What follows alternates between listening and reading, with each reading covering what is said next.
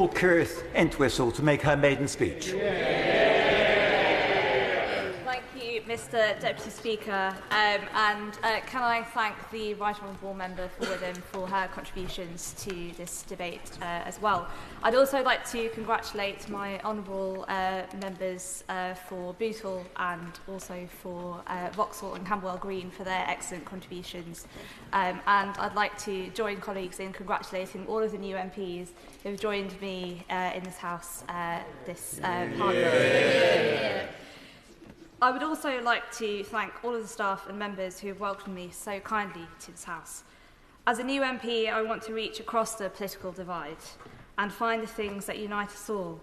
And indeed, this King's speech offers hope that we can come together to tackle the issues of today for the good of this country.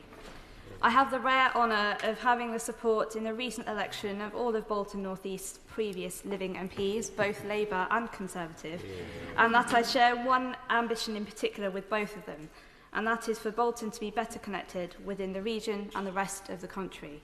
And I welcome the announcements in the King's speech on transport today.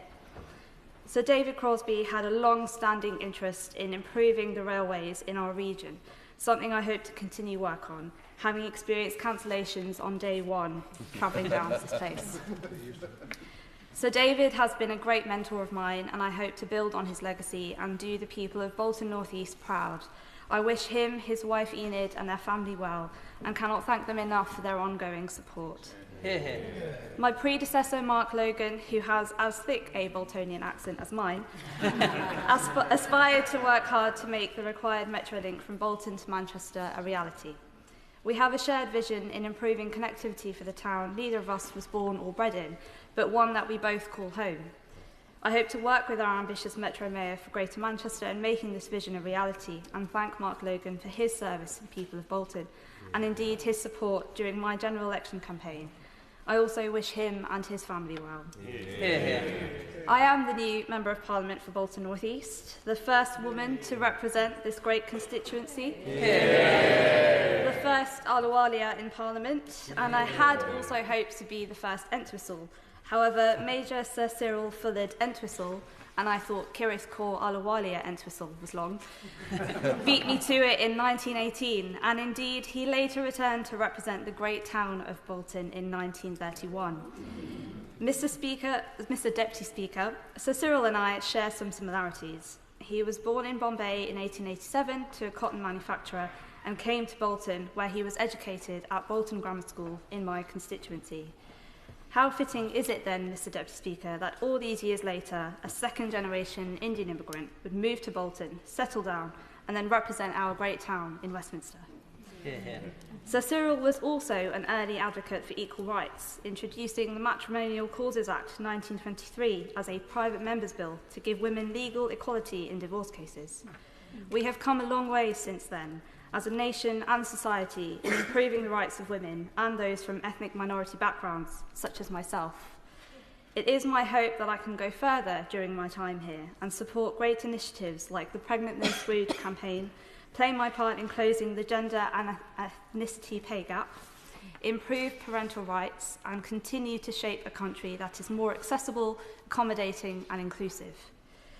Bolton is a town of great innovation, entrepreneurship, and industry, with it being the birthplace of the spinning mule invented by the late, great Samuel Crompton. Mr Deputy Speaker, having had the privilege of meeting so many fantastic entrepreneurs throughout my campaign, I want to pay particular tribute to the great female entrepreneurs I encountered. Alison Angel, a female mentor who has helped women launch, grow, and develop sustainable businesses, and Mrs Farida Patel, who owns the shop Mum's Mate in Halliwell, a particularly formidable woman who, alongside her daughters Nazanin and Mezzabine, go above and beyond for their local community. I also had the privilege of meeting Anita, who set up the Bolton Women in Business Awards and voted for the first time in this election and decided to put her faith in me. I also want to mention the inspirational organisation Fort Alice, a Bolton-based charity providing frontline services for people who are or have been affected by domestic abuse and violence. These women helping women, standing up and being exceptional role models in our town, Mr Deputy Speaker, are the reason I am so proud to stand here today to tell their stories, to do what I can to support them, and to highlight the incredible work Boltonians have done and are doing. I am also the first Sikh to represent the constituency of Bolton North East. The Sikh values of seva, service for the betterment of others, and humility are visible throughout Bolton. It's in our history, and it has been woven through the very fabric of our town. Community assets like the Bolton Lads and Girls Club, the Octagon Theatre, Bolton Museum and Library are testament of this. And I will do my utmost to keep these at the heart of everything that I do here, and will do my best to protect them and restore rich heritage centres such as the Hallyswood Museum. I have found a great source of pride in Bolton, Mr Deputy Speaker, and it is this pride for our great town that I wish to reflect here in Westminster. I have both the desire and the determination to improve our town, in particular our town centre, which I wish to see revitalised and renewed, and to give our young people hope and the chance of a brighter future again, and finally to see our history and heritage rightly celebrated. For this little Indian girl from the culture-rich Southall, it is a great honour and a privilege to represent this fascinating and heritage-rich town of Bolton. It is time for me to get to work on the role that the wonderful and humble people of Bolton North East have sent me here to do. Robert Jenrick.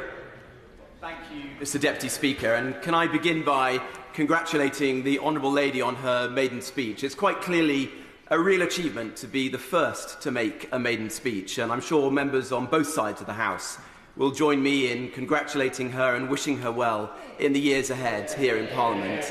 Can I welcome